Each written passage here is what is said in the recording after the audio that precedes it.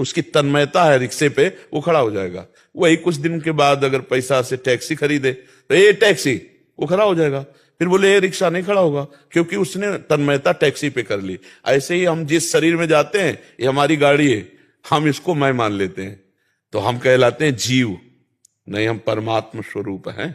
शरीर के कारण ही जीव कहलाया, देहाभिमान होने के कारण जीव कहलाता है। तो अगर ज्ञान हो जाए बच्चा, तो इन इंद्रियों पर फिर काबू करने में सरलता हो जाए। इसीलिए अज्ञान मिटाने के लिए सत्संग सुनो, नाम जप करो और दूसरों की सेवा की भावना रखो।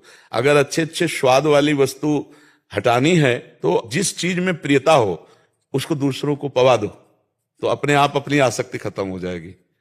कोई इच्छा, मतलब आपको सच्ची बताएं, कोई इच्छा नहीं, न जीने की, न मरने की, न खाने की, न पीने की, कोई, मतलब जैसे होता ना कि कुछ तो कुछ नहीं, शून्य अंदर। अब क्षेत्र दूसरा इच्छा का है।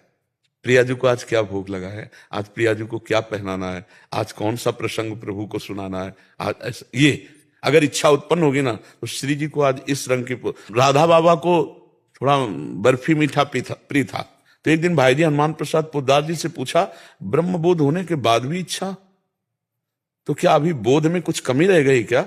इच्छा क्यों रहती? मीठा जैसे देखो तो मीठा पाने, तो उन्होंने कहा इस शरीर की मांग है, इसका ब्रह्म बोध से। अब जैसे लघु शंका लगी, तो अब इच्छा होगी ना लघु शंका जाने की, और उसमें कहते ब्रह्म बोध है, तो जो शरीर की आवश्यकता है, अब जैसे भूख लगी, सामने भोजन आ जाएगा, तो उसमें जो हमें प्रिय रहा है, पहला हाथ उसी में जाएगा स्वभावश, चाहे जितना सिद्ध हुआ हो।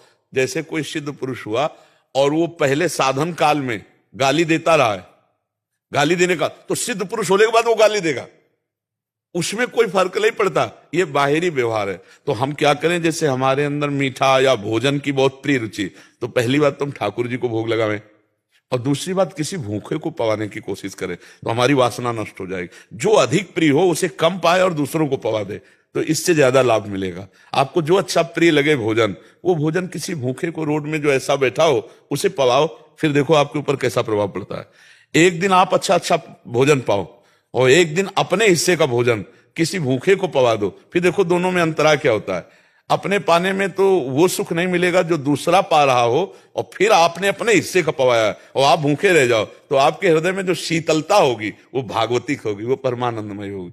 और ये ज्यादा हानिकारक नहीं है। बस आगे मत बढ़ना कि जैसे मांस है, ये गंदी चीजें, अंडा है, ये चीजें मत, ये पाते हो क्या?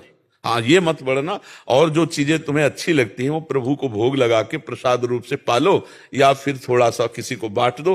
तो भगवान को भोग लगाने से प्रसाद में भी एक महिमा है कि वो आपके अंदर अवगुण नहीं प्रकट हो पाएंगे। जो वस्तु का एक प्रभाव होता है, यहां तक कि भोग लगा हुआ जहर पा गए तो जहर भी पच गया। जैसे किसी कारण से भक्त को भगवान के भोग में मिला करके, और उनको जैसे मीरा जी को नहीं दिया कि चरणामृत गिरधर का बाल बांका नहीं हुआ, भगवान को अगर भोग लगा दिया जाए और अच्छे अच्छे पदार्थ जो पाने की इच्छा पहले प्रभु को पवाया जाए और फिर पाया जाए, तो प्रसादे सर्व दुखा नाम हानिरस्य उपजाते, वो सारे दुखों का नाश करने वाला बन जाएगा और आप जितेंद्रीय भी हो जाएंगे। ये पक्की बात है। प्रसाद पाओ और नाम जप करो, और ये ध्यान रखो कि ये शरीर नाशवान है और मैं अविनाशी हूं। शरीर छूटेगा, आज नहीं तो कल। पक्का है ना ये बात? दिमाग में पक्का है ना?